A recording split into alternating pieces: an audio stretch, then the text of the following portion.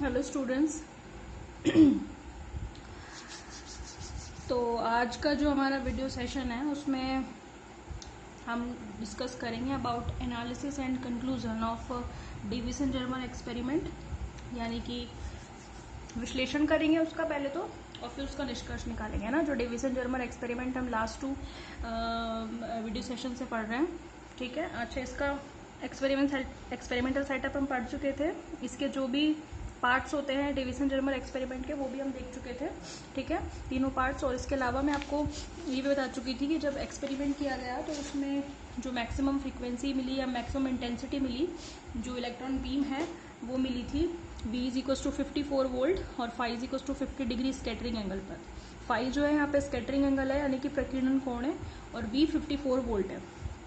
मतलब ये अलग अलग वोल्टेज पर जब इंटेंसिटी और फाई के बीच में कर्व खींचे गए तो पता चला कि इस पर्टिकुलर वोल्टेज 54 वोल्ट और इतने स्कैटरिंग एंगल पर इंटेंसिटी मैक्सिमम मिलती है। मतलब कहने का ये है कि जो अपन एक्सपेरिमेंट में जो वोल्टेज रख रहे थे, मतलब अगर मैं यहाँ से V is equal to 54 volt रखूँ और ये जो एंगल स्कैटरिंग एंगल हो मेरा, ये कितना हो, phi is equal to 50 degree, तो उस केस में जो ये डिटेक्टर है ये क्या करता है, मैक्सिमम इंटेंसिटी को डिटेक्ट करता है। किसकी? इलेक्ट्रॉन बीम की या फिर वेव की। समझ में आ गई? तो ये उन्होंने एक वैल्यू जो है चेक की एक्सपेरिमेंटली। किसने? डेविसन जर्मर ने। समझ में आ गई बात? तो जो हमारा आगे का एनालिसिस है रिगार्डिंग दिस एक्सपेरिमेंट, वो हम इसी पे बेस करेंगे, यानी कि 54 वोल्ट और phi is equal to 50 degree. समझ में आ गई? ठीक है भाई। अच्छा देखें, जो डेविसन जर्मर एक्सपेरिमेंट है वो बेस किस पे है? विवर्तन पर, यानी कि डिफ्रैक्शन पर। ठीक है। तो आपने केमिस्ट्री में 11th या, मुझे ध्यान तो नहीं है क्लास एग्जैक्टली कौन सी होगी, पर शायद 12th क्लास में ब्रेक का नियम आता है, केमिस्ट्री या फिजिक्स में से किसी में से आता है, ठीक है। उसमें होता क्या है कि सपोज करो आपके पास कुछ क्रिस्टल प्लेन्स हैं। अब हमारा जो एक्सपेरिमेंट है उसमें हमने कौन सा क्रिस्टल काम में लिया है? Nickel crystal. निकिल का जालक हमने काम में लिया है। तो निकिल का जो क्रिस्टल होगा वो क्या कर रहा है, उसकी कुछ प्लेन्स हैं, ठीक है। मतलब ये निकिल क्रिस्टल के तो हैं एटम्स, ये किसी डिस्टेंस पर हैं, अलग अलग डिस्टेंस पर, और ये अलग अलग मैंने इसकी दिखा दी हैं प्लेन्स, क्रिस्टल प्लेन्स, ठीक है। ये क्रिस्टल प्लेन्स हैं किसकी? निकिल की, ठीक है। तो जो इंटर एटॉमिक डिस्टेंस है, यानी कि अंतर परमाणविक दूरी, वो तो कैपिटल डी है, वो तो हम पहले से जानते हैं, और वो हम बता भी चुके हैं कि निकिल क्रिस्टल के लिए जो डी की वैल्यू होती है वो होती है 2.15 एंगस्ट्रॉम, ठीक है। इसीलिए हमने निकिल क्रिस्टल को यूज किया है, क्योंकि इलेक्ट्रॉन की से संबद्ध जो तरंग होती है उसकी तरंग दैर्ध्य भी इसी रेंज की होती है, इसलिए हमने निकिल क्रिस्टल को यूज किया, ठीक है। और जो दो डिफरेंट प्लेन्स के बीच की जो डिस्टेंस है ना, वो है स्मॉल डी, यानी कि इंटरप्लेनर जो डिस्टेंस है, यानी कि जो प्लेटों के, यानी इसकी जो अलग अलग तल है उनके मध्य की, यानी कि ऊपर वाली प्लेन हो गई ये तो, और ये नीचे वाली, दो अलग अलग तल है, तो दो अलग अलग तलों के बीच की जो दूरी है वो तो है स्मॉल डी। समझ में आ गई? ये तो है इंटरप्लेनर डिस्टेंस। और एक प्लेन जो है वो अलग अलग परमाणुओं से मिलकर के बनी है, तो परमाणुओं के बीच की जो दूरी है, इंटर एटॉमिक डिस्टेंस, वो है कैपिटल डी। समझ में आ रही है बात आपको? ठीक है। अब हुआ क्या कि जो निकिल क्रिस्टल है हमारा, वो क्या कर रहा है, उसके सापेक्ष हमने घुमाने की व्यवस्था की हुई है एक शाफ्ट के थ्रू, तो वो क्या कर रहा है, घूम रहा है निकिल क्रिस्टल कंटिन्यूअसली। उस पर आकर क्या पड़ रही है, इलेक्ट्रॉन की बीम या पुंज आकर के पड़ रहा है, और वो फिर डिफरेंट एंगल पर स्कैटर हो रहा है, ठीक है। तो ये तो है निकिल क्रिस्टल के, मैंने 3 अलग अलग प्लेन्स बना दी जिनके बीच के डिस्टेंस है स्मॉल डी, और एक पर्टिकुलर प्लेन में जो डी कैपिटल डी है वो परमाणुओं के मध्य की दूरी या इंटर एटॉमिक डिस्टेंस है। समझ में आ रही बात? अब जो इलेक्ट्रॉन बीम है, ठीक है, वो क्या कर रही है, इंसीडेंट हो रही है, तो किसी एंगल पर इंसीडेंट हो रही है, तो इसको मैं ऐसे ले लेती हूँ, थोड़ा सा टेढ़ा, ठीक है। और एक और इस तरीके से,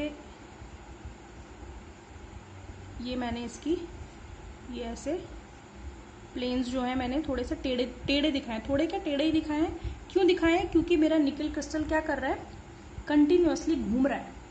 समझ में आ रही बात आपको? ठीक है। अब ये घूम रहा है, तो अब जो वेव आएगी, ठीक है, सपोज करें वेव आई, और आने के बाद वो क्या होगी, डिफ्रैक्ट होगी, ठीक है। और मैंने मान लिया वो इस डायरेक्शन में चली गई। ठीक है, आने वाला ये तो है इलेक्ट्रॉन बीम और ये है जाने वाला, यानी कि जब वो विवर्तन या उसका स्कैटरिंग हुई तो ये है। समझ में आ गई? तो ये जो एंगल हुआ पूरा ये हो गया फाई, जो कि हमारा क्या है, स्कैटरिंग एंगल, यानी कि आने वाली बीम, मतलब ये निकल क्रिस्टल के किसी एटम से टकराई, कौन, इलेक्ट्रॉन की बीम, कितने एंगल पर स्कैटर हुई, फाई एंगल पर। और हम ये जानते हैं कि इलेक्ट्रॉन बीम है जो वो किस वोल्ट पर आएगी, 54 वोल्ट पर, तो मैक्सिमम इंटेंसिटी मिलेगी।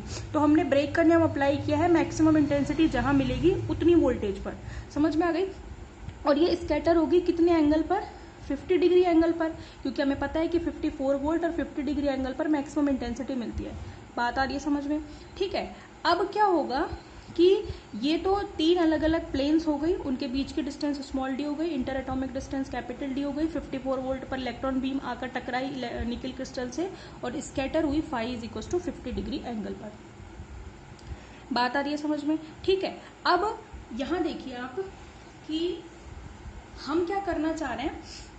देखें, यहां लिखेंगे since for nickel crystal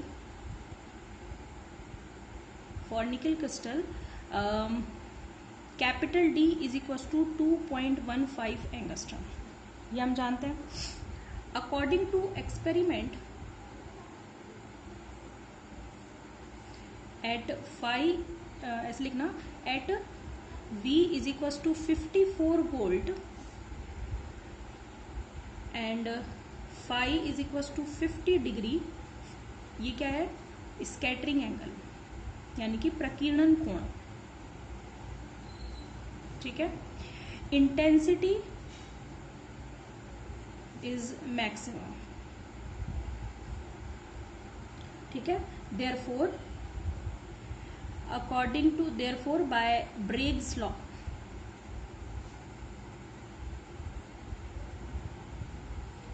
for small n is equal to 1। Small n क्या है, स्मॉल n है प्रथम उच्चिष्ट, यानी कि फर्स्ट मैक्सिमा। मैं बताऊंगी आपको और इसके बारे में। यहाँ देखें, ब्रेग्स लॉ के हिसाब से फॉर्मूला क्या होता है, मैंने आपको पहले भी बताया था, ये होता है 2d sine theta is equal to n lambda, या फिर आप ऐसे लिख लीजिए n lambda is equal to 2d sine theta. ये n क्या है, ये है उच्चिष्ट का नंबर, यानी कि पहला उच्चिष्ट है, दूसरा है, तीसरा है, चौथा है, उस हिसाब से ये मैक्सिमा का नंबर है। समझ में आ गई? क्योंकि जैसे जैसे मैक्सिमा आगे चलते जाएंगे इंटेंसिटी कम होती जाएगी, तो हम फर्स्ट मैक्सिमा की बात कर रहे हैं जहां मुझे मैक्सिमम इंटेंसिटी मिलती है। समझ में आ गई? तो n की वैल्यू तो है मेरे पास 1। ठीक है, लैम्डा तो हम पता लगाएंगे। ठीक है, स्मॉल डी क्या है, स्मॉल डी ये रही इंटरप्लेनर डिस्टेंस है। ठीक है, साइन थीटा क्या है, थीटा है आपका विवर्तन कोण। समझ में आ गई? थीटा क्या है आपका, थीटा है विवर्तन कोण, यानी कि ये वाला एंगल थीटा। बात समझ में आ रही है? ये थीटा हम फाइंड आउट करेंगे कि ये कितना होगा। ठीक है, तो 2d sine theta is equal to m lambda n lambda, therefore मेरे पास कितना हो गया, मेरे पास हो गया यहाँ से lambda is equal to n तो 1 हो गया, 2d sine theta, equation number 1। अब बात आती है कि मैं ये स्मॉल डी और मैं ये थीटा कैसे फाइंड आउट करूंगी, क्योंकि मेरे को यहाँ पे ये अगर ये दोनों चीजें पता चल जाए तो मुझे लैम्डा पता चल जाएगा। बात समझ में आ रही है? ठीक है, तो अब देखें आप, सिंस जो डी होता है स्मॉल डी, ठीक है, वो होता है capital D sine phi by 2। जैसे हमने ये फॉर्मूला यूज किया है ब्रेग्स लॉ से, ये हम पढ़ चुके हैं पहले। ठीक है, तो मैं उसको यहाँ पे नहीं बताऊंगी कि ये कैसे आया है। ऐसे ही जहां ब्रेग्स लॉ पढ़ते हैं तो वहां पे इस स्मॉल डी और कैपिटल बी और फाई के बीच का रिलेशन ये होता है। स्मॉल डी है तलों के मध्य की दूरी, कैपिटल डी है इंटर एटॉमिक डिस्टेंस अंतर परमाणविक दूरी, और फाई है स्कैटरिंग एंगल। इनके बीच का जो फॉर्मूला होता है वो ये होता है। बात समझ में आ रही है? अब मुझे कैपिटल डी पता है, मुझे फाई पता है, तो मुझे स्मॉल डी निकालने में कोई दिक्कत होगी? नहीं होगी। ठीक है, तो आप फाइंड आउट करेंगे कैपिटल डी कितना है, ये रहा आपके पास 2.15 एंगस्ट्रम। एंगस्ट्रम में रख लो तो जो डिस्टेंस आएगी वो भी एंगस्ट्रम में आ जाएगी। साइन फाई कितना है 50 डिग्री, तो कितना हो गया 25 डिग्री, 5/2।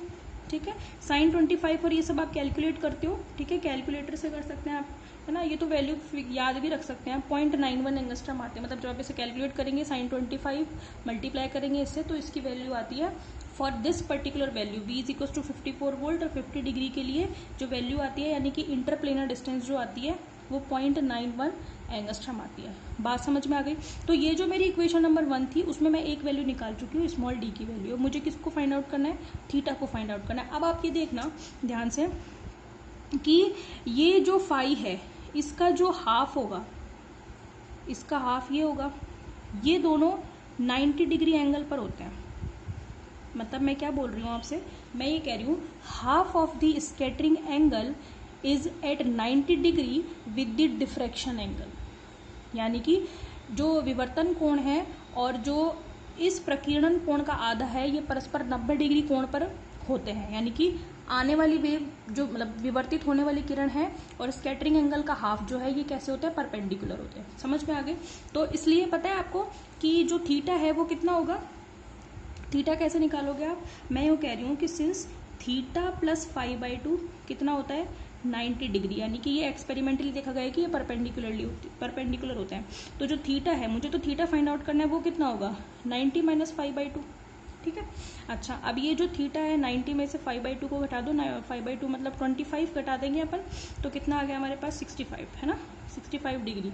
तो थीटा मेरे पास कितना आ गया, 65 डिग्री। तो इक्वेशन 1 में मैं रख सकती हूँ कौन कौन सी वैल्यू, इक्वेशन 2 और इक्वेशन नंबर 3 को। बात समझ में आ रही है। ये डायग्राम समझ में आ जाएगा ना, तो कोई दिक्कत नहीं आएगी आपको, है ना। इसको अलग कर लेना। समझ में आ गया आपको। तो कितना हो गया, theta is equal to 65 degree और डी की वैल्यू मैं कहाँ रख रही हूँ, इक्वेशन नंबर 1 में। ठीक है भाई, देखें बस, अब तो कैलकुलेशन है, कुछ नहीं, कॉन्सेप्ट हो गया सारा अपना। Therefore lambda is equal to कितना हो गया, 2, स्मॉल डी कितना है, 0.91 एंगस्ट्रम, 0.91 एंगस्ट्रम। ठीक है, एंगस्ट्रम में रख लो, लैम्डा फिर एंगस्ट्रम में आ जाएगा, और इनटू साइन थीटा, यानी कि साइन 65 डिग्री। तो जब आप इसे कैलकुलेट करते हो तो लैम्डा की वैल्यू आपके पास आती है ऑलमोस्ट 1.65 एंगस्ट्रम। कितनी आती है, 1.65 एंगस्ट्रम। ये वैल्यू तो कैसे आई है, ये हमने फाइंड आउट की है, कैसे, ये एक्सपेरिमेंटली, मतलब ब्रेक के नियम और इन सब की वजह से ये हमने लैम्डा ब्रेक के नियम से जो लैम्डा की वैल्यू आई है वो आई है 1.65 एंगस्ट्रम। ये वैल्यू है आपकी थ्योरेटिकली। ठीक है, देयरफॉर अब देखो एक्सपेरिमेंटली कैसे निकालोगे। एक्सपेरिमेंटल वैल्यू जो आएगी, हमने पता है कि lambda is equal two electron के लिए हमने एक फॉर्मूला निकाला था 12.27/√v। ठीक है, एंगस्ट्रम। और ये आप वैल्यू रख सकते हो यहाँ पे, बी 54 वोल्ट रख सकते हो यहाँ पे, डायरेक्ट भी तो रख सकते हो। ठीक है, तो ये कितनी आएगी लैम्डा की वैल्यू, ये लैम्डा आएगा आपके पास 1.67 एंगस्ट्रम। तो जब हमने डेविसन जर्मर का एक्सपेरिमेंट किया और उसमें ब्रेक के नियम को अप्लाई किया, तो लैम्डा की जो एक्सपेरिमेंटल वैल्यू आई वो तो ये आई, ये तो कौन सी वैल्यू हो गई, एक्सपेरिमेंटल वैल्यू। और ये कौन सी वैल्यू हो गई, ये हो गई थ्योरेटिकल वैल्यू। ठीक है, ये थ्योरेटिकल वैल्यू हो गई। समझ में आ गई बात आपको।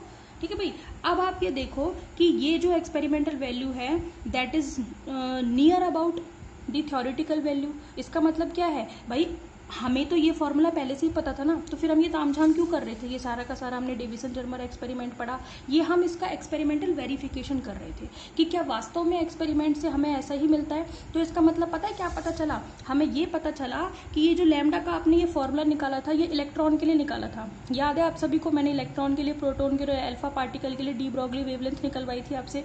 तो ये लैम्डा कहाँ से मिला था मुझे, इलेक्ट्रॉन्स के लिए। और ये हमने किसके लिए फाइंड आउट किया है, डेविसन जर्मर एक्सपेरिमेंट में, ये भी तो इलेक्ट्रॉन के लिए फाइंड आउट किया। हमने जो हमारा एक्सपेरिमेंट था उसमें हमने इलेक्ट्रॉन, तप्त फिलामेंट से हमने इलेक्ट्रॉन को ही तो उत्सर्जित किया था, और उन इलेक्ट्रॉनों की टक्कर किससे करवाई थी, हमने निकल क्रिस्टल से, और उसमें ब्रेक का लॉ अप्लाई किया। तो हमने देखा कि जो उस इलेक्ट्रॉन बीम से संबद्ध तरंग दैर्ध्य है, उसकी तरंग दैर्ध्य थ्योरेटिकल वैल्यू, यानी कि जो डी ब्रॉगली ने थ्योरी दी थी, हाइपोथेसिस दी थी, उसकी वेवलेंथ के नियर अबाउट आती है, लगभग 0.02 का ही तो डिफरेंस है। समझ में आ रही है। तो इसका मतलब क्या है, इससे पुष्टि हो जाती है किसकी, डी ब्रॉगली हाइपोथेसिस की पुष्टि हो जाती है। तो आप क्या कहेंगे, since experimental value of the wave, experimental value of the wavelength of wave associated with the electron, that is 1.65 angstrom, is close to theoretical value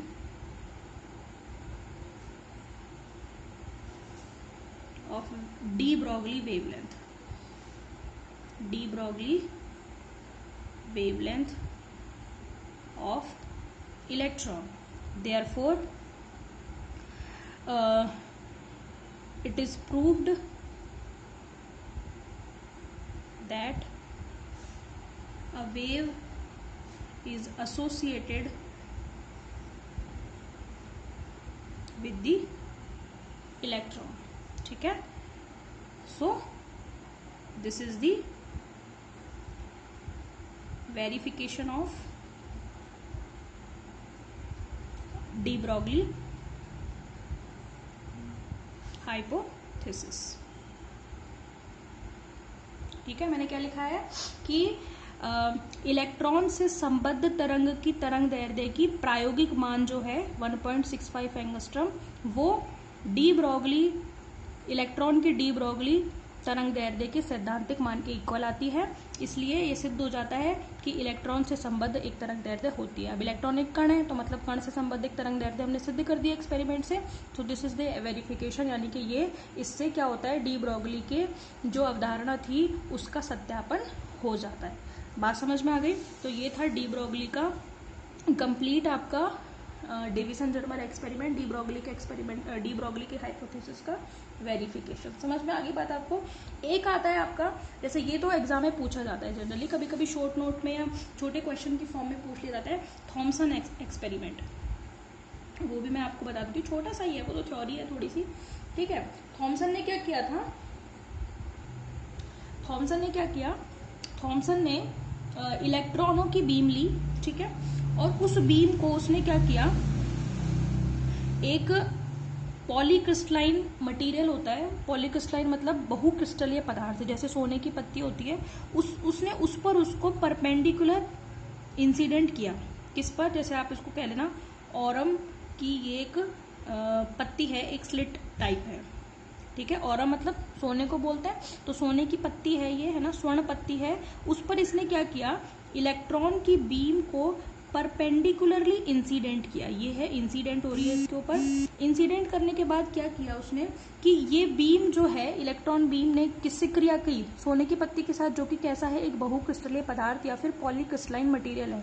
उसने जब इस पर परपेंडिकुलरली इलेक्ट्रॉन बीम को इंसिडेंट किया तो उसने देखा कि ये इलेक्ट्रॉन बीम ने रिएक्शन की किसके साथ, ऑरम की या सोने की पत्ती के साथ, और इसने इसमें से भी इलेक्ट्रॉन निकाले, क्योंकि सोने की पत्ती के पास भी क्या होंगे, इलेक्ट्रॉन होंगे। तो उसने स्वर्ण पत्ती में से भी इलेक्ट्रॉनों को निगमित किया, निकाला, और वो उनको फिर उसने क्या किया, उसके पीछे यहाँ पे, यानी कि उसके जस्ट पीछे उसने यहाँ पे एक फोटोग्राफिक प्लेट रख दी कुछ डिस्टेंस पर, और वहां पे उसने देखा कि जब इलेक्ट्रॉन बीम इसमें से परपेंडिकुलरली इंसिडेंट होकर इसमें से बाहर निकलती है, तो वो बीम जो है वो ऐसे इसके ऊपर स्कैटर हो जाती है, ठीक है, ऐसे ऐसे, समझ में आ रही है? यानी कि उसने देखा कि ये इस तरीके से स्कैटर हो जाती है, और ये पूरा का पूरा जो विवर्तन मिला, इसको हम कहते हैं डिफ्रैक्शन पैटर्न। ये जो पैटर्न मिला इसको हम बोलते हैं डिफ्रैक्शन पैटर्न, या फिर हम बोलते हैं विवर्तन प्रारूप। ये विवर्तन प्रारूप बिल्कुल वैसा ही मिला जैसे कि एक्सरे का मिलता है।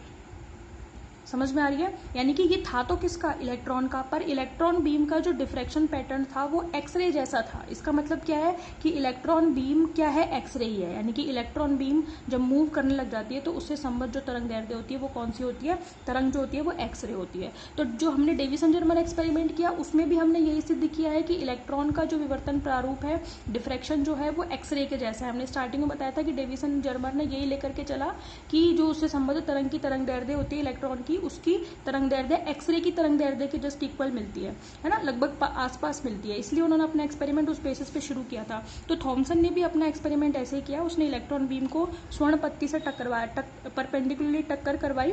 उसके बाद स्वर्ण की पत्ती से इलेक्ट्रॉन बीम ने क्या किया, जब उसमें से गुजरे तो इलेक्ट्रॉन से इसमें से भी इलेक्ट्रॉन निकले सोने की पत्ती से, और निकलते टाइम उसने यहाँ पे क्या किया, एक फोटोग्राफिक प्लेट कुछ डिस्टेंस पर लगा दी। ये क्या है, हमारी फोटोग्राफिक प्लेट, ठीक है। और जब उसने देखा कि इसका जो विवर्तन पैटर्न मिलता है या डिफ्रैक्शन पैटर्न मिलता है वो बिल्कुल वैसे मिलता है जैसे कि एक्सरे का। तो ये सेकंड एक्सपेरिमेंटल वेरिफिकेशन है किसका, डी ब्रॉगली वेवलेंथ का। ठीक है, ये दो ही पूछे जाते हैं एग्जाम में ज़्यादातर।